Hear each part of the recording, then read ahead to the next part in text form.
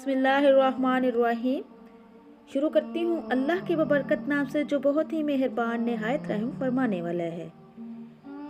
मेरे प्यारे बहन भाइयों, अस्सलाम वालेकुम वरहमतुल्लाहि वबरकातुहू। अल्लाह तबारक तआला से दुआ है कि अल्लाह तबारक तआला आप सबको अपने हिफ्ज़ व ईमान में रखे।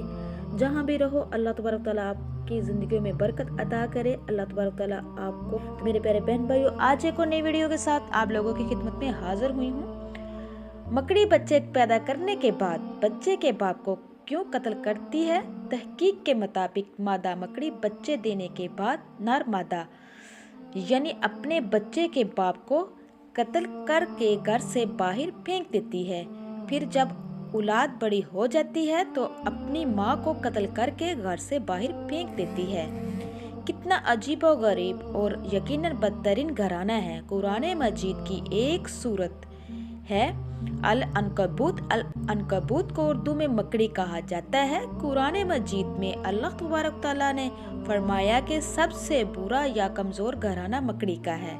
कुरान का मौज़ा देखें कि एक जुमले में ही इस घराने की पूरी कहानी बयान कर दी, ताकि बेशक घरों में से सबसे कमज़ोर घर अनकबूत का है। अगर ये इंसान इल्म रखते इंसान मकड़ी के घर के ज़ाहरी कमज़ोरी को तो जानते थे, मगर इसके घर की कमज़ोरी यानी दुश्मनी और खाना जंगी से बेखबर थे। अब जदीद साइंस की वजह से इस कमज़ोरी से भी वाकिफ़ हो गए हैं। इसलिए अल्लाह तबारक तआला ने फरमाया, अगर ये इल्म रखते हैं यानी मकड़ी के घरों कमज़ोरियों और दुश्मनी से वाकिफ़ होते। अल्लाह तबारक तआला ने एक पूरी सूरत का नाम इस बड़ी खसलत वाले कीड़े के नाम पर रखा। हालांकि इस सूरत के शुरू से आखिर तक गुफ्तगू फितनों के बारे में है। सूरत की इब्तिदा यूँ है कि क्या लोग ये ख्याल करते हैं कि वो इस बात पर छूट जाएंगे कि इन्होंने कहा कि हम ईमान लाए और इनको आजमाया नहीं जाएगा, और फरमाया लोगों में से कुछ ऐसे हैं जो कहते हैं तो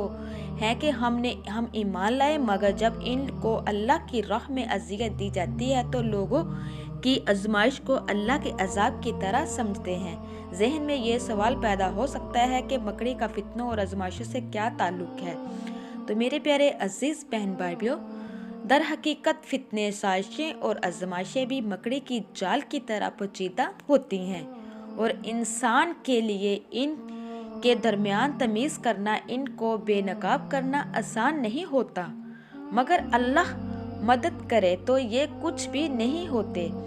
तमाम घरों से ज़्यादा कमज़ोर घर मकड़ी का घर है। काश के लोग जानते। यहाँ बताया गया है कि मकड़ी के घर को देखकर जो शख्स हकीकत का सबक पा ले वही दरअसल आलिम है। इससे मालूम होता है कि खुदा के नज़दीक सच्चे इल्म वाले कौन हैं।